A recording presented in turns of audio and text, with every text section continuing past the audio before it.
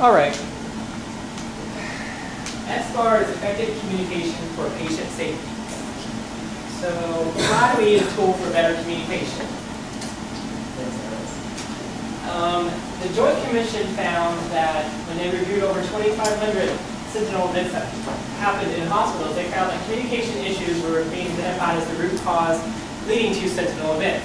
And sentinel events meaning something seriously happened to a patient that died, something bad happened. And then they were finding that communication breakdown is the #1 cause leading to this issue. So that's why I'm here to teach you how to better communicate. Facilities must implement a standardized approach for handoff communication. So there needs to be an opportunity to ask and respond to questions. Without a shared communication model among all healthcare providers, as I said, tragic patient outcomes can and do occur. So we're working together as nurses and physicians and pharmacists all better communicate across the nation. Why does communication break down? Well, often there are different communication styles. There's high levels of activity, frequent interruptions, no standardized organization of materials, and a loss of information. So what then happens? Well, whenever you think about it with physicians and nurses are very descriptive. We can tell you about our patient's sister whose poo just died, and the physician doesn't really care about that. They want facts. They have been trained as a problem solver, and we tend to be a little too narrative, and we're not really trained to make a diagnosis, even though sometimes we probably think we can. Okay. So there's differences in training, different styles of communication, past experience, level of empowerment, your tone, and level we just feel a little uncomfortable sometimes with physicians. So aggravation happens on both ends of the conversation, and communication breaks down. And the physicians are waiting for a punchline, and you feel like you're being interrupted, and nothing's happening. So that's why what happens is there's no concern is not communicated, there's no problem that is stated, no action happens, and then no decision is reached. So then thus can lead to a sentinel event, something bad happen.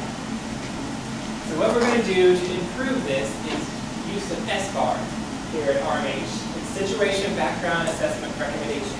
It's a template that gives you a quick rundown whenever you have to call a physician or whenever you're giving a report to just really know what's going on with each patient. Situation is the problem, it's what's happening. Background is circumstances leading to the situation. Assessment is what you found, what you think the problem is. The recommendation is what should we do to correct the problem. I'll go through each one of these in a little bit more detail. So you may wonder, well, where did Sbar come from? Sbar was developed in the 70s by the military. The Navy felt that in time-critical situations they needed to convey information in a proper manner that communicated well. So they came up with Sbar. And it is now used in the airline industry and it's still used in the military and hospitals across the United States. They use this template to help improve better communication. Do you have any questions? Sometimes I get too fast. Taught this a lot. So, how does it help? Well, Sbar creates a shared mental model that everyone can use that can structure your information to be precise, factual, and it can be used with all different clinicians. It can be used with a nurse-to-nurse situation, a physician-to-nurse, nurse to staff members. It can be used in email. It can be used in other situations, even non-clinical situations through email and business. So it just helps standardize your approach to communication. So the first one of Sbar is situation. You want to identify yourself, where you're calling from, the patient's name, the reason you may be calling, I'm concerned about this. You can put your vitals in this situation or you can put it in the background. The situation really only needs to be each 12 seconds.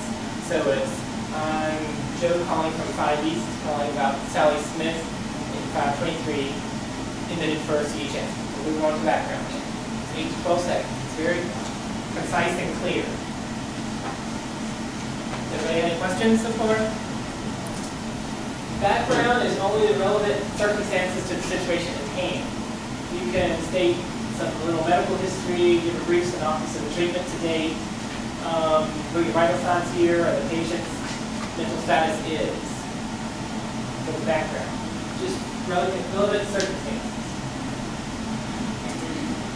The assessment is the objective and subjective information. This is what you think the problem is. This is what you're finding. Or if you're not sure, your patient seems to be deteriorating.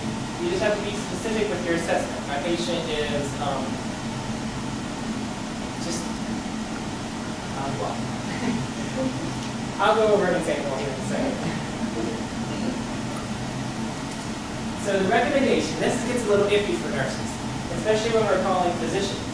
We could say, would you like, or can we get, or what do you suggest? You have to make it an open communication. At the end, you always want to ask, what questions do you have for me to facilitate this open communication? So if you don't feel like recommending, like you can just say, what would you like to do next, or what questions do you have for me? A lot of newer physicians really enjoy the recommendation because they're taught at Sbar in medical school. A lot of the older physicians, unfortunately, feel a little threatened when you recommend sometimes. So you kind of just can kind of tell. A lot of older physicians might feel it. So here is a bad report. Whenever a nurse calls a doctor, she says, it's just, Dr. Lee, this is Lisa from 5 West. I'm calling about a patient during 523. I wanted to let you know that the BP is low.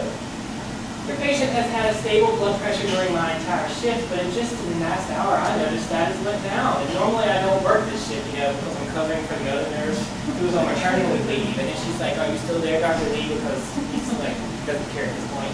Anyway, I'm not exactly sure what's going on with your patient. I just wanted to let you know the BP is low. And then she leaves it at that. When he's aggravated, he's like, okay, thanks for letting me know, and hangs up. This patient's blood pressure could be 69/30 and pulse of 155. The patient could come into some serious situation where the nurse did not convey the information appropriately, and then thus could lead to a septal event. So the individual was not prepared, no outcome was achieved, and both parties become frustrated with the interaction. Do you understand? Really, unfortunately, I still see this today. I'm not perfect when I'm calling physicians. I know we get a little nervous, but unfortunately, this can still happen. But that's why I'm here to make it not happen.